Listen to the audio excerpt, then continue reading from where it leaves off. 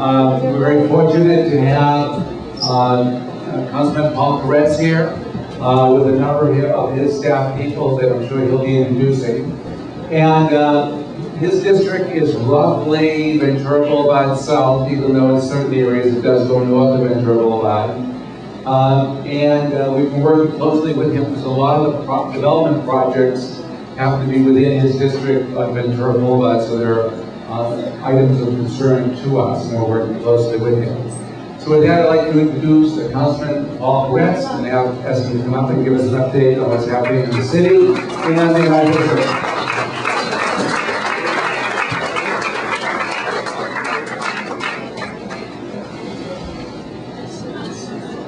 Well, good evening, everybody. Can you hear me? Am I about the right volume? Okay. It's a pleasure to be here tonight, and I thank Richard Close and the Soha board for arranging to have me speak. I'd also like to thank the Boneyard BISTRO for a great dinner. Let's give them a hand. They're a great restaurant. With great food and great service, they've become very successful here in SHERMAN. Also, I'd like to wish all of our Jewish attendees happy Rosh Hashanah, and we'll see all of you a little bit later in the year at Soha's holiday toy drive, which I try to attend every year. Let me start with a budget update. I think that winds up being the city's foremost challenge. I'll just speak to it very briefly. As you know, I've been the chair of audits and government efficiency. Now I'm the vice chair. I've focused a lot of my time on finding efficiencies and ways to cut waste and protect the taxpayer. And I think we've actually done a pretty good job with that. We've saved tens of millions of dollars by improving efficiencies. We've also reined in a lot of our employee-related costs. No insult to our police and fire, who are probably the best in the country. And by the way, I should congratulate our new fire chief, Chief Cummings. Let's give him another big hand. He's been terrific before achieving this position, and I was very excited that he's now our fire chief. But we reined in costs with a voter-approved initiative, so reduce the costs of pensions for police and fire.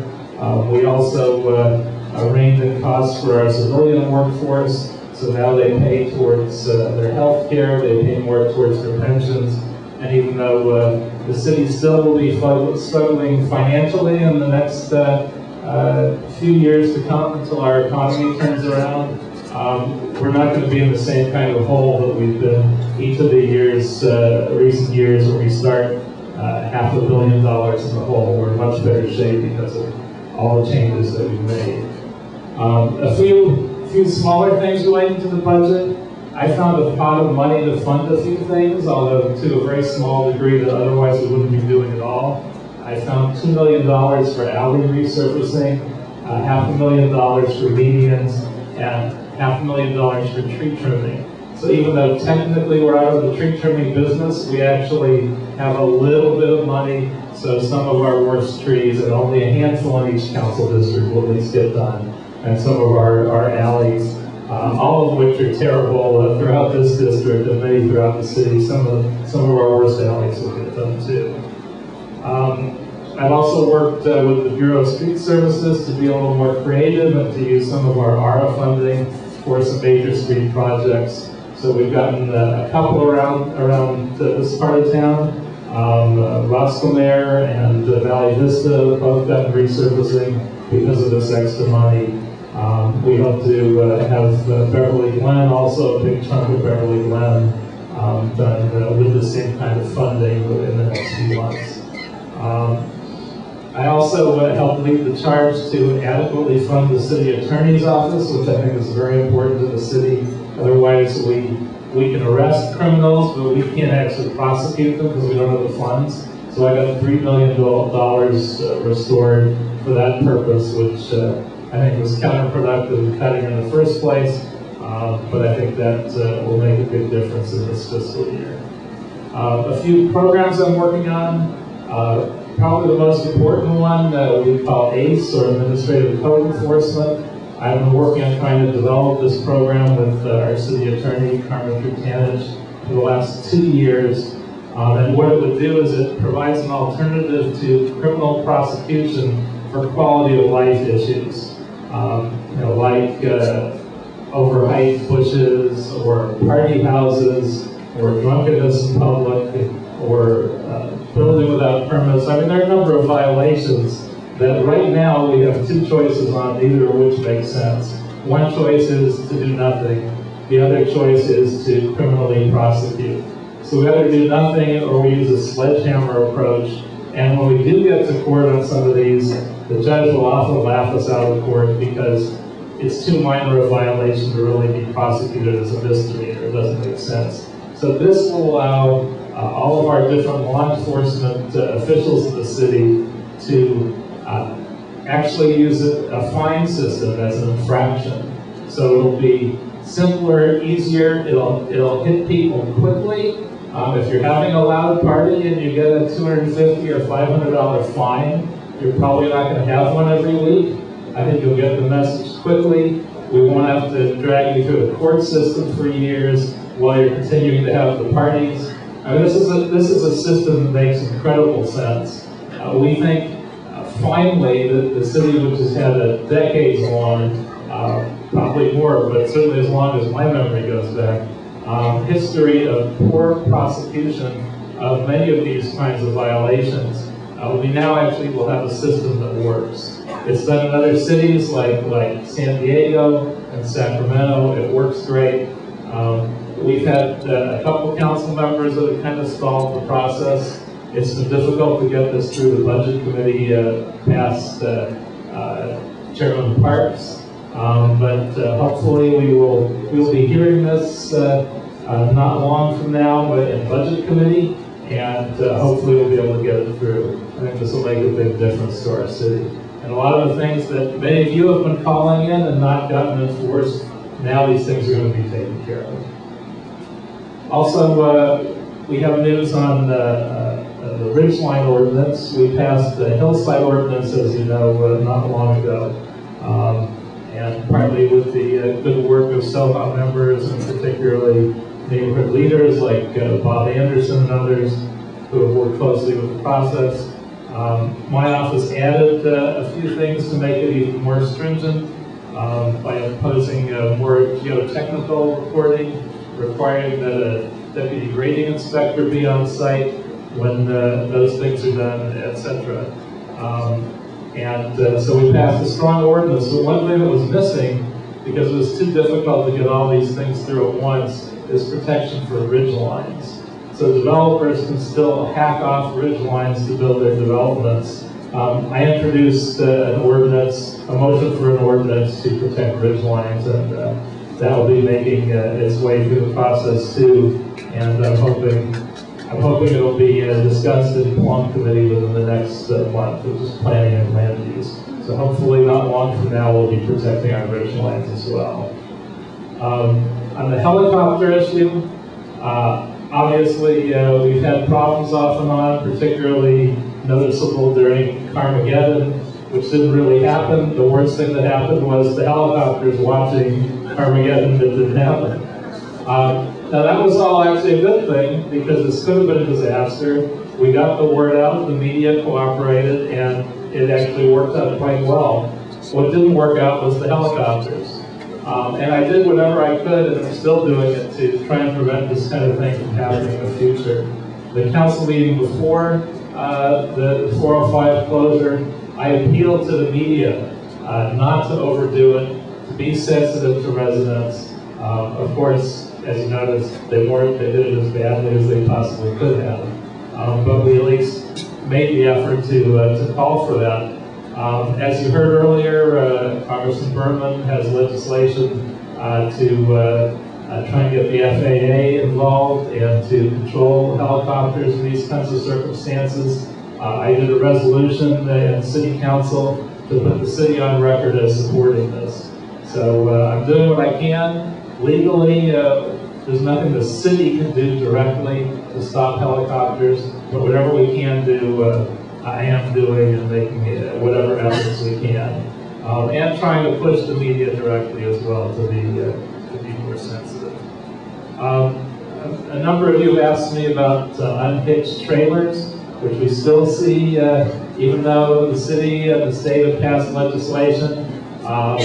The companies that produce these unhitched trailers have tried to find ways to dance around the original legislation by attaching sleds and mopeds and bicycles to them. They technically violate the current law. So working with Bob Blumenfield, a new law is in process of being implemented. This law will make a bigger difference because it will change the 72-hour requirement and allow cities to attach any amount of time that they deem appropriate for how quickly any vehicle, including these, need to be moved, but particularly in terms of these unhitched trailers. It would also define them differently, so you can't attach a tricycle to it or whatever you might think of and have them legally stay there. And it would allow us to require a certain distance that it be moved away. So we might find one and say it needs to be moved every hour, it needs to be moved 10 miles away, and at some point it becomes impractical for them to function, and we think we're reaching that point. So I think we're not far from being able to completely rid ourselves of them. Also, we've been working on party houses. We've been working with the Deputy City Attorney Tamar Gallison and Van Nuys Division on some of the problem party houses. Also, when we produced this code enforcement legislation, once the ACE program is in place, it'll be much easier to find them and actually shut them down. So we're working as hard as we can with the existing tools that we have, but those will help us even more. I should introduce my staff, and then I'll take some questions. Just so you know who's here, Joan Pellico, my district director, who I have to thank Soha for my having the opportunity to hire her. As you recall, during the council debates, one of their questions was, will you hire Joan? And to the council member, or we just ran out of time. So I'm going to get to the questions. The first two questions have to do with the Ralph's project. One is from, and if you want to stand up when I say your name, you can. That way he's addressing you instead of you just asking the question. This is from Dan Rolfe, and then also Frank Tyson. Is Frank here? Okay, there you go. Thank you. Dan asks, why did you approve the Ralph's project of Ventura and Hazeltine with a violation of Ventura Boulevard specific plan? And you indicated at a previous meeting, Soha, that you were going to enforce the Ventura plan. And then Frank asks, it is my understanding that you have not yet taken a position on Ralph's expansion, which obviously he has. But what I recall, you supported the specific plan during the election. Please respond.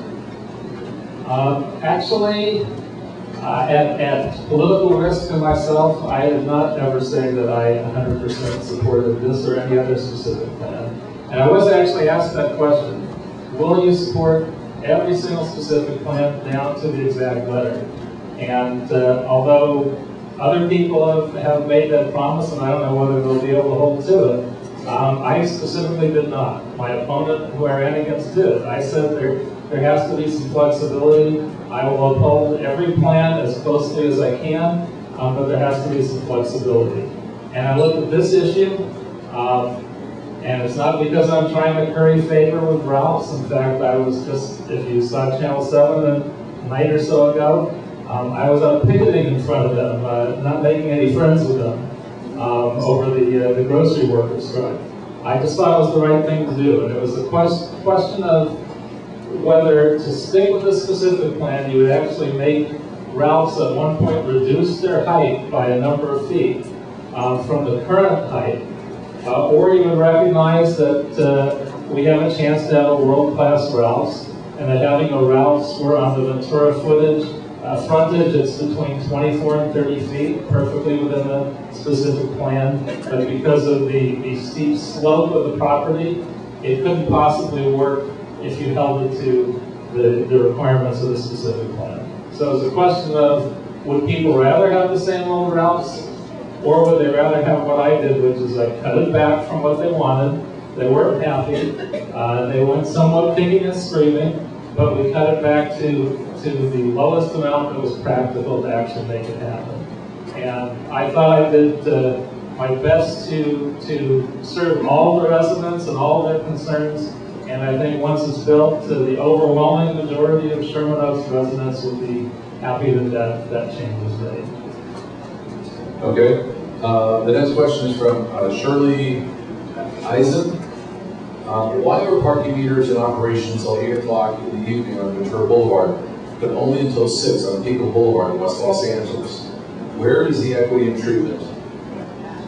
I think it's only because it's a matter of time, and it costs a certain amount to change all the meters and change all the signage, but at some point all of the meters and all the signage will be the same.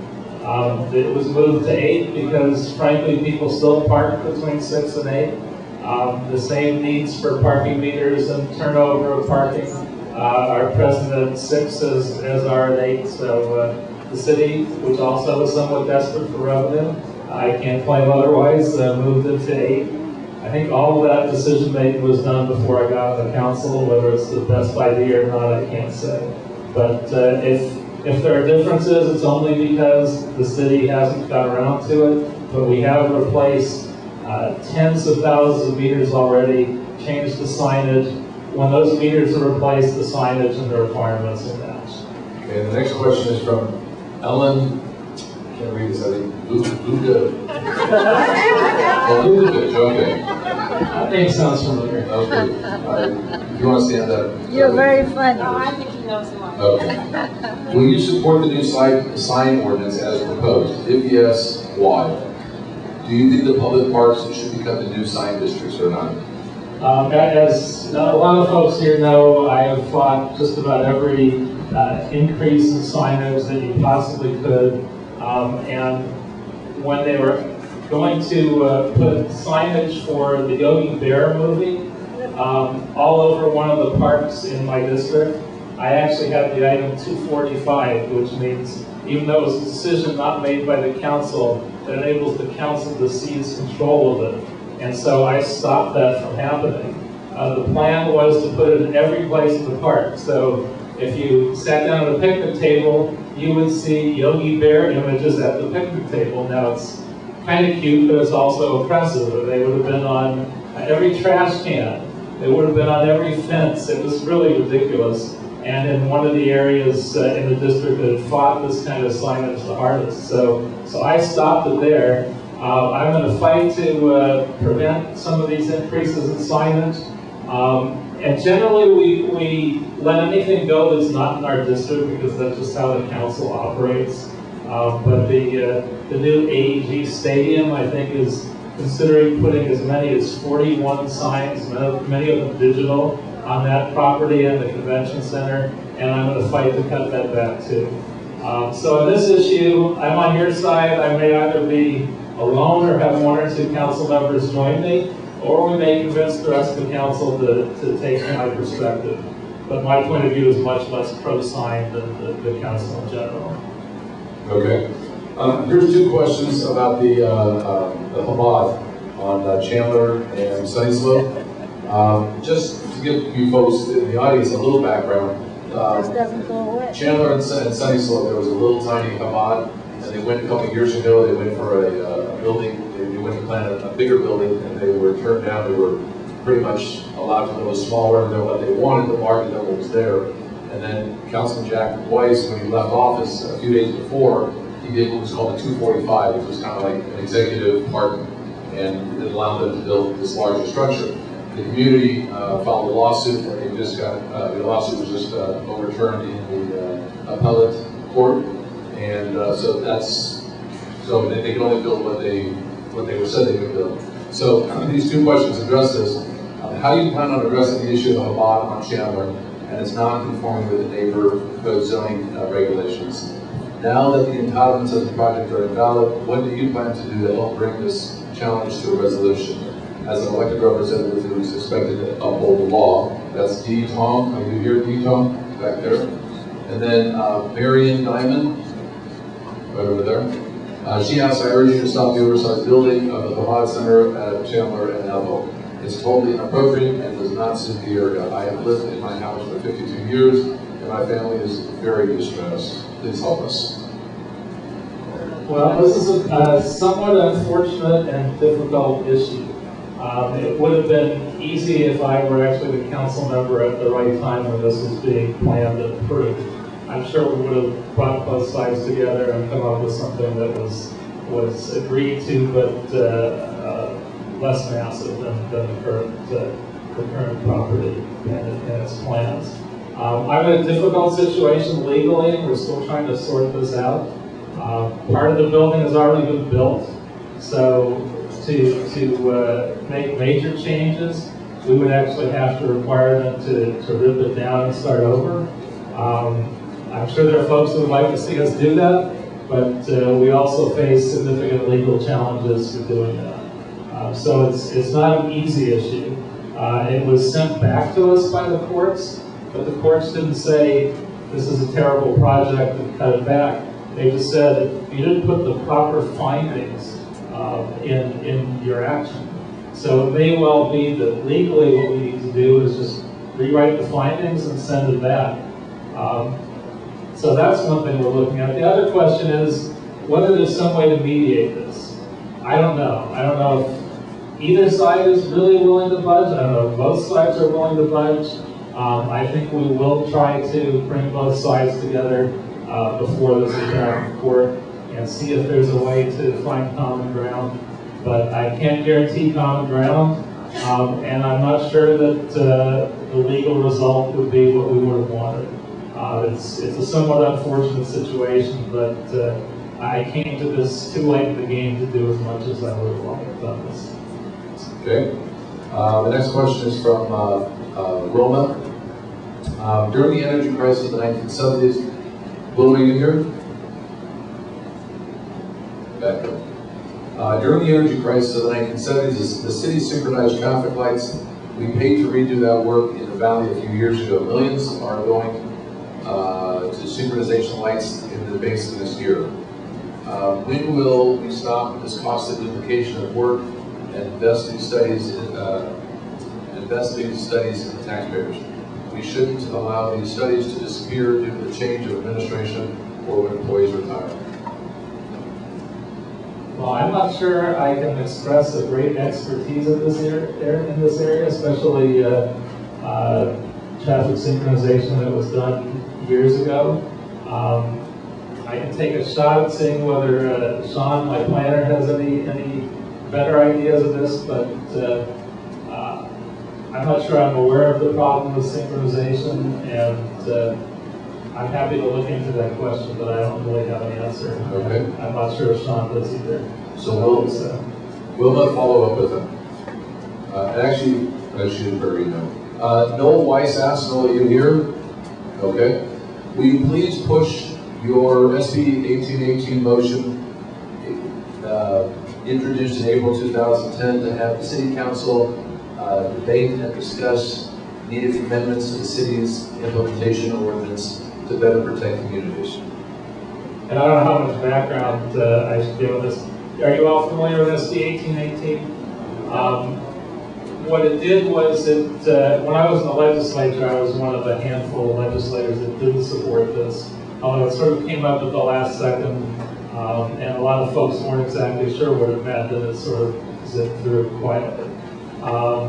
Fran Pavley and I tried to raise a little fuss about it, but it was too little too late. What it does is it creates circumstances that are more favorable in theory for affordable housing, but it's really designed to make it easier for mega developments. So as an example, there's a project that's proposed in my district, which I fended off near Century City, where there are about, say, 100 affordable units now, pretty low rent properties. They would tear this all down. The developer of the new project is required to put in some affordable housing. So his requirement would be about 10 units of affordable housing. So in the name of affordable housing, he's able to build a mega development, tear down a lot more affordable housing than he would replace, increase the height, increase the density. It's generally a lose-lose situation. And the city has to implement those laws, and we could have done it as tightly as possible to make it only as bad as the state made it, but we didn't do that. So it's actually worse than it could be under the state requirements. Now, I'm not sure my colleagues are that excited about addressing this issue. I don't know if they mind the extra development. Paul Corian and I introduced something a while back. We haven't been able to get it out of committee. Now, there is a motion you can use to put it on the floor. It's an insult to the committee chair. It's generally not a move that the council likes, and so we'd be most likely, if we took that approach, to get our own 2 votes. And other than looking good politically, there's no advantage to that. So we will try again to get it out of committee, but barring that, I don't think there's much progress on that front. So we're pushing as hard as we can. Okay. There's 2 questions that are street specific. One's from Ira Crowman and the other one's from George Arnold. And if you could just come to the council members agreed to stay here all night until all your questions are answered, up here. Hey, so, I'll stay as long as you guys think is appropriate. No, I'm talking after we're all done. So after we leave, after all, we can go. So anyway, so if you two come up and talk to him about this, that'd be great. And also, for you folks, just so you know, all these questions are turned over to their office so they can address you as far as your emails and phone numbers. Are you pulling me off? No. Okay. Okay. Phyllis Doherty, right over there. She asked, the ecosystem at the East Valley Animal Shelter was destroyed by the chopping of 14 beautiful, healthy trees. The 7 along the parking lot were pepper trees and replaced by the mayor. The mature willow, pine, palm in front of the shelter were part of the Proposition F plan and paid for by the property owners. Will you be assuring they are replaced and designated by the landscaper now that the pepper trees have replaced them? Well, I'm not sure about the exact replacements, but what happened, as I understand it, was there's a volunteer landscaping that was being done, and someone went overboard and actually hacked down a bunch of trees around this animal shelter.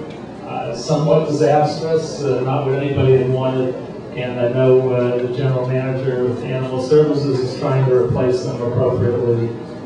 We'll keep an eye on this and try to make sure that as appropriate trees as possible are used to replace this, but it wasn't something intentional. It happens in government every once in a while. It's even the best intentions go awry, and I think that's what happened in this case. Okay, where's Jules? Jules, do you have a raffle? Jules, please. Where is it? We're ready for the raffle, and then once we do the raffle, what do we use? $100, $500?